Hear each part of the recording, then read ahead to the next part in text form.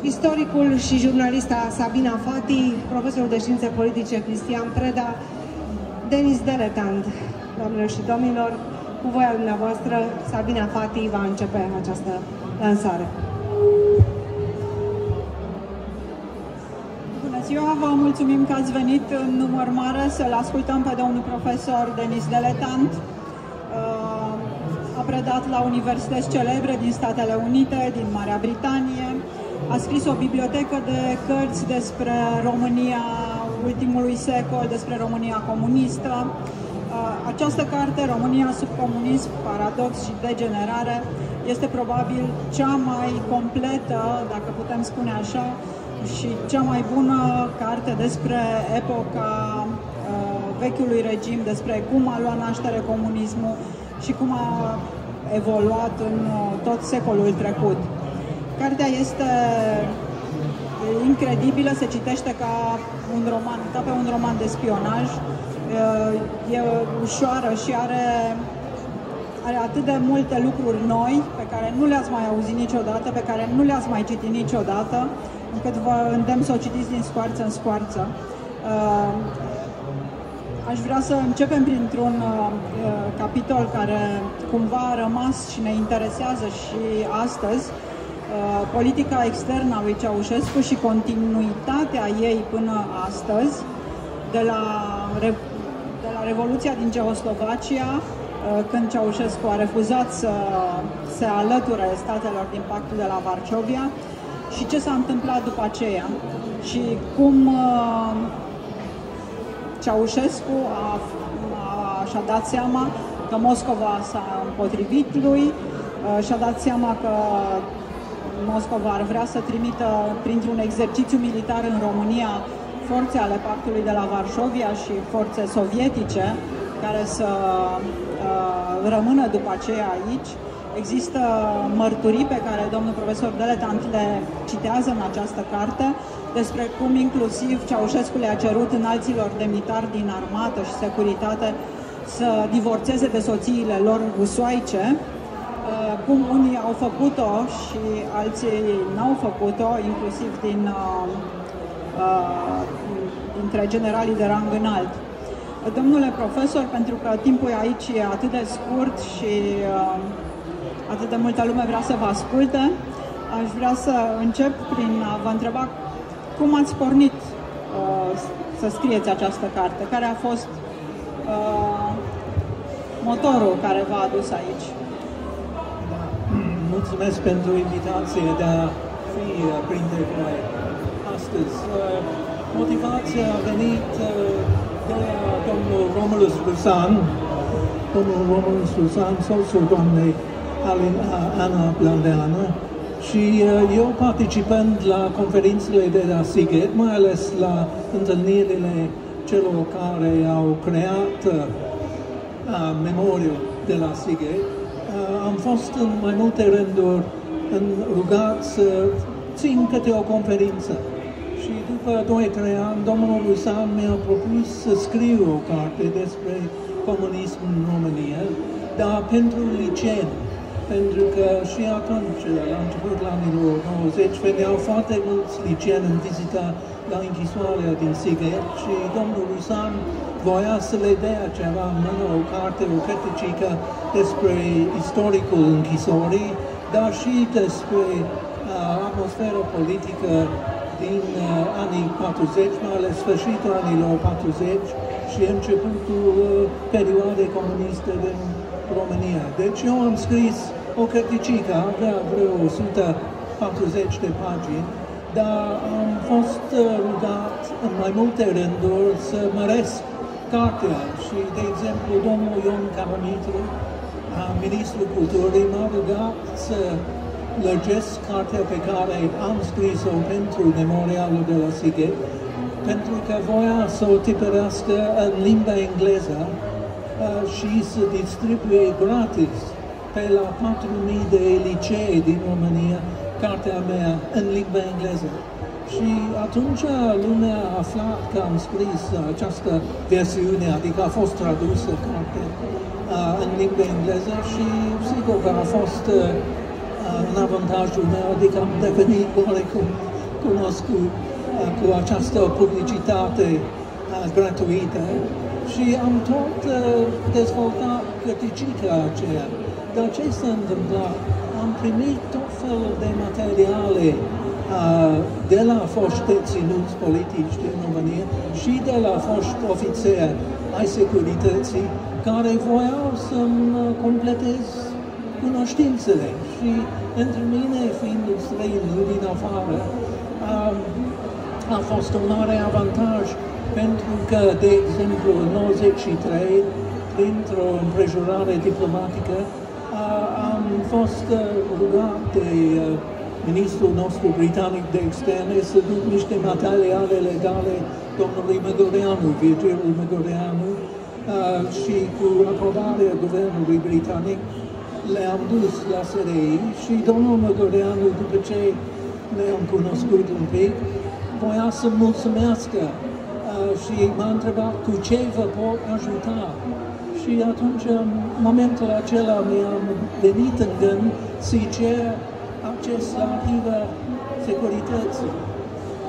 Și el a stat pe gândul un pic și urma mi-a spus, scrieți 4 teme care vă interesează.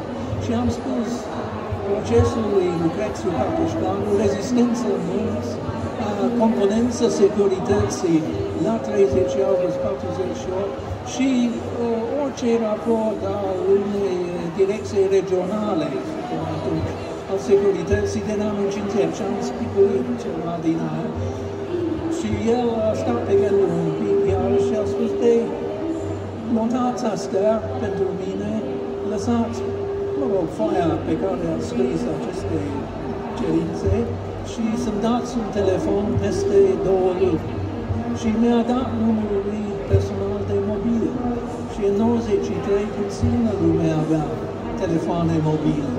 Dar m-am întors peste 2 luni, am dat un telefon, a zis, vino la SRI și a zis că s-a aprobat accesul meu la aceste 4 teme, să mă prezint la 2 zi, la 6 dimineață, la arhivele din Cismigiu și că un nou colonel pe care mi l-a prezentat atunci va veni cu o mașină și cu șoferul și va livra aceste documente. Și, într-adevăr, l-am prezentat la 6 dimineață la Cismigiu, nu era decât doamna de acolo, adică cea care avea grijă de arhivă, și atunci când șoferul și colonelul au depus dosarele în sala de lectură, colonelul a spus doamnei, domnul Deletan vede aceste documente cu aprobarea directorului, nu le veți arăta nimănui, le veți pune sub cheie într-un dulap, nu va semna nici o foaie de consultare, pentru că la documentele securității există o foaie de consultare și la câteva din aceste documente, foaia de semnătură era semnată numai de Alexandru Drăghici, ministrul de interne. Și eu, bineînțeles, n-am semnat nimic, dar avantajul pentru domnul Măgăreanu era că putea să spună că dacă cineva întreba de ce a dat mie să văd documentele, putea să spună, dar n-a văzut domnul Deletan, că n-a semnat nimic. Și, într-adevăr, n-am semnat nimic. Dar ce vreau să vă spun este că componența securității era bazată pe o condică mare cu copertă albastră de contabilitate. Și numele celor 4400 de ofițeri ai securității la 30 august 48 erau scrise cu creionul. Și atunci nu puteam, chiar dacă voiam, deși voiam, dar nu mi s-a aprobat, dar nici nu rezulta nimic dacă voiam să filmez, să fotografiez, să scanez, pentru că erau cu creionul. Și la unele poziții erau număr, dar numele lipsa. Și Și l-am întrebat pe comandant ce este la poziție 230, nu e niciun nume. Și el mi-a spus, domnule profesor, știți de ce? Și am spus, nu știu de ce. Și a zis, a dispărut.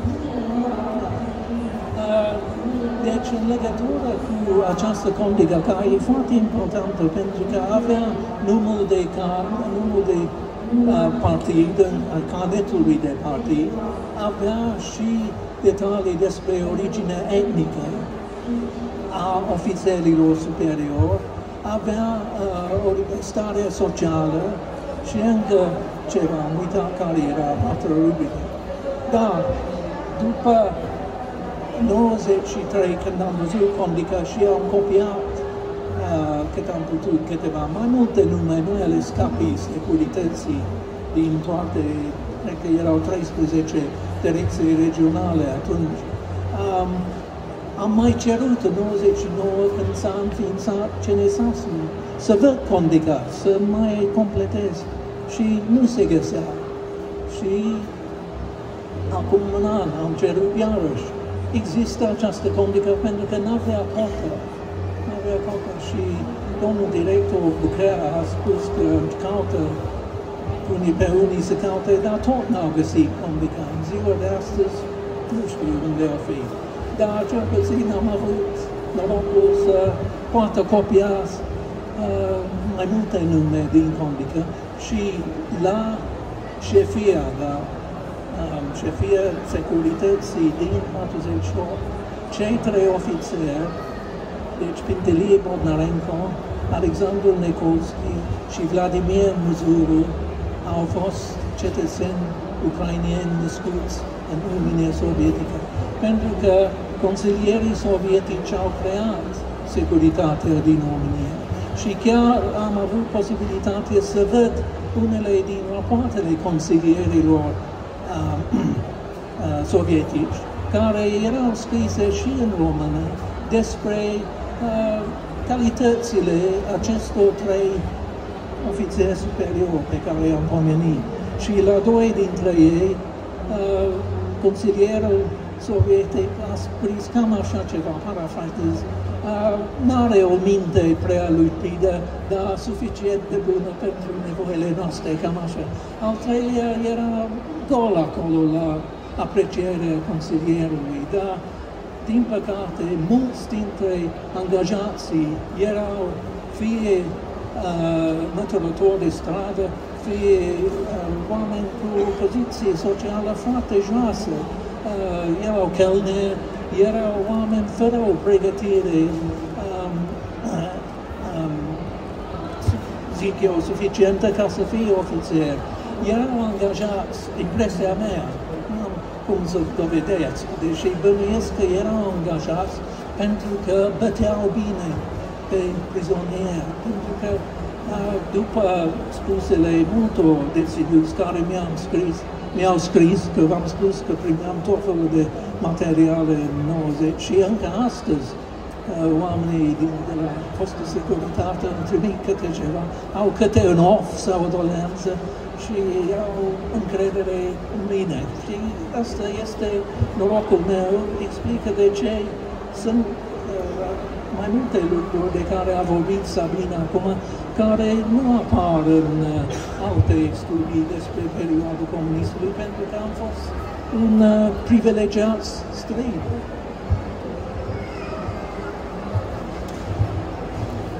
Profesorul Cristian, pentru că are un capitol foarte interesant despre dizidenți, scris altfel decât l-au scris istoricii români. Cum vezi diferența? Da, bună ziua, doamnelor și domnilor. În primul rând, aș vrea să vă spun că e un eveniment editorial, publicarea în română a acestei cărți care a apărut în 2019 în engleză. Este o sinteză extraordinar de densă, sunt aproape 650 de pagini, tot cu note, și e, cred, o lucrare care repară greșeli care au fost făcute în reconstituirea istoriei comunismului și care adaugă un număr semnificativ de informații pentru a o înțelege. De aceea cred că, mă rog, putem spune că e cea mai bună sinteză scrisă de un istoric român, pentru că Denis Deletant a devenit între timp și român, acum mai mulți ani. Englez dintre români. Cel mai bun englez dintre români, de asta e cer. Sunt foarte multe lucruri noi în fiecare capitol, de la cele care privesc nașterea Partidului Comunist, funcționarea lui în ilegalitate, actul de la 23 august, nașterea totalitarismului în România, până la ultimele clipe ale regimului în 1989. Pentru că, din păcate, însă nu mai avem decât vreo 7 minute, aș vrea să subliniez importanța deosebită a capitolului despre disidență. Este cel mai amplu capitol dintre cele 18 și teza lui, și aici aș vrea să-l las pe domnul Deletant să ne vorbească, teza acestui capitol este aceea că românii nu au știut să-și asume numele acestei disidențe, care e și o disidență religioasă, e și o disidență literară, dincolo de ceea ce găsim în capitolul despre rezistența armată. Dacă ne uităm însă la capitolul despre rezistența armată, care are 10 pagini, 7-8-10 pagini, și la cel care se referă la disidență, aproape 100 de pagini, înțelegem accentul deosebit pus pe această mișcare. De altfel, Denis Deletant i-a cunoscut pe bună parte dintre cei care au fost împotriva regimului și restituie acum numele lor pentru a construi o memorie veritabilă a felului în care unii dintre români, o minoritate cei drept, dar semnificativă, s-au opus comunismului. De asta l-aș lăsa pe domnul Deletant să ne vorbească despre acest aspect sau despre, desigur, oricare altul legat de volum. Mulțumesc, Cristian, pentru aceste aprecieri.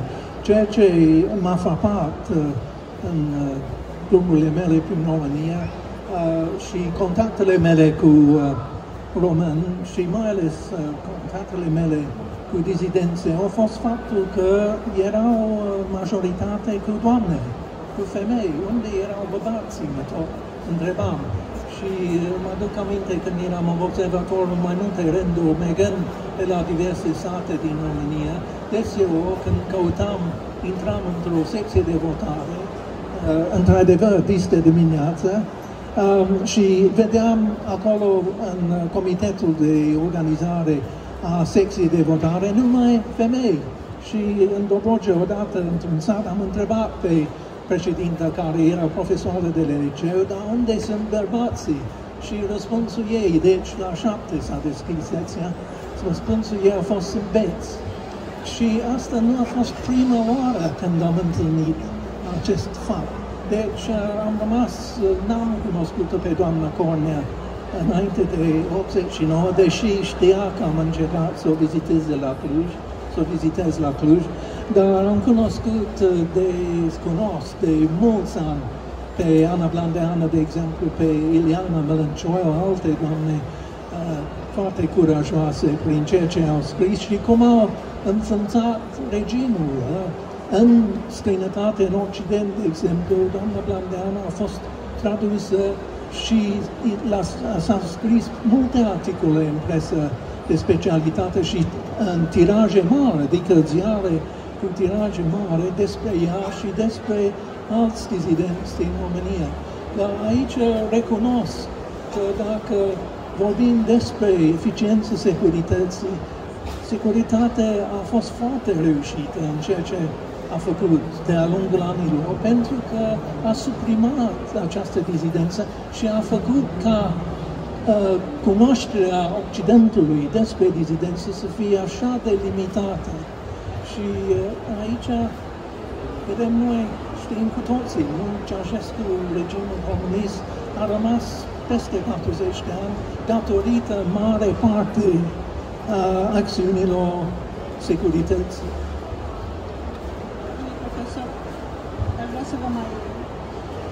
Aș vrea să vă mai întreb despre această rețea a securității. După 1968, Rusia și-a reactivat rețeaua GRU și KGB în România. Explicați foarte pe larg asta în capitolul despre politica externă a României. Dar această rețea sau aceste două rețele, GRU și KGB, care au funcționat după 1970 mai puternic, poate, deși Ceaușescu a încercat să le reprime, credeți că ele au supraviețuit și după 1989? Aveți argumente să spuneți asta?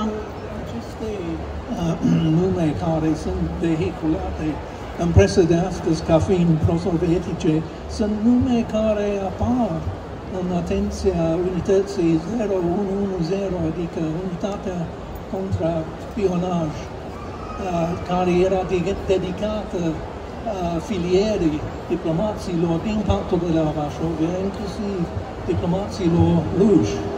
Și anumite nume care apar în registrele acestei direcții, care s-a desfințat în sfârșitul decembrie 89, apar în componența unor partide de astăzi, nu o să dau nume, dar sigur că sunt cunoscute de către serviciile din Occident și fac un deserviciu. Acest fapt face un mare deserviciu pentru interesele României.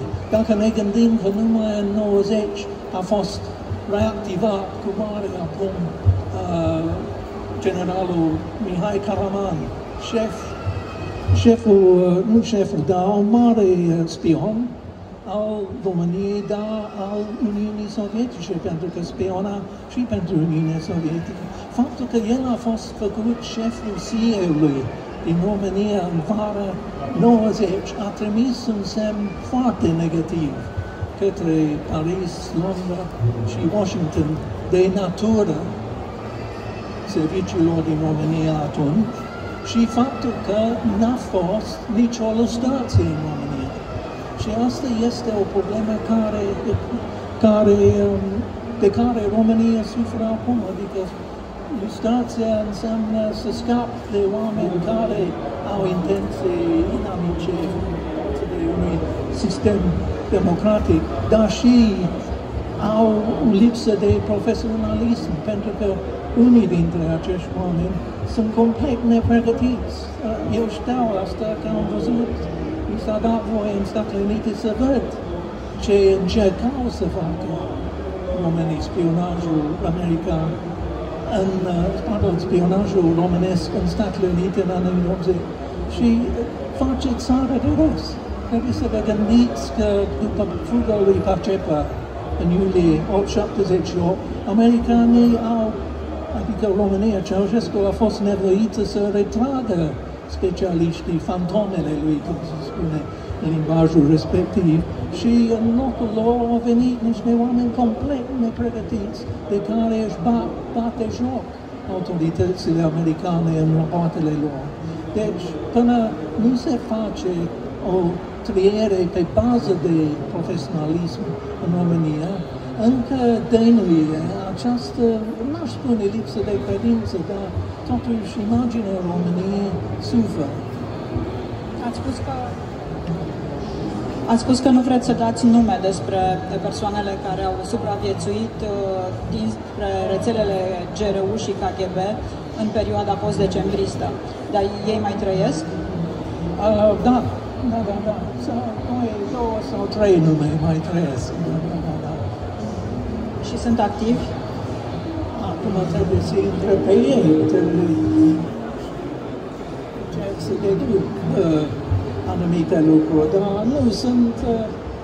Ceea ce mă doare pe mine este că deservesc interesele țării. Știi, în loc să fie patrioți, ei fac rău imaginea țării și face ca anumite servicii din Occident să aibă reținere față de o colaborare plină, deschisă cu România. Și mai ales în situația de astăzi, cu războiul din Crimea, este esențial că NATO, de exemplu, să poată baza pe serviciile din România pentru securitatea României, dar pentru securitatea Mării Negre. Adică vreți să spuneți că în acest moment există vulnerabilități din partea lor în ce privește securitatea? Nu aș spune că există vulnerabilități, dar există această amenințare. Noi încă nu știm exact, după un an, în decembrie, ce s-a întâmplat exact în România. Adică se pare cu alegerile, se pare că moldovenii, eu am fost la Chișinău anul trecut și am vorbit cu oameni competenți de acolo și ei de 18 luni pregăteau o apărare împotriva unui război hibrid din partea Rusiei și mi s-a spus că au comunicat mijloacele pe care le-au folosit ca să combată cu succes. Au comunicat cu București. Acum nu știu dacă ce s-a comunicat. Mă interesează, sigur, dar mi se pare totuși o lipsă de transparență care există aici în România și care, iarăși, repet, nu este în interesul României și nu este în interesul securității. Dacă ai oameni care plagează, ce spune asta despre natura omului? Înseamnă că pentru occidental plagiatul e furatul. Și asta e concluzia care se trage în anumite cercuri la noi, în Occident. Vă mulțumim frumos, domnule profesor, pentru prezență.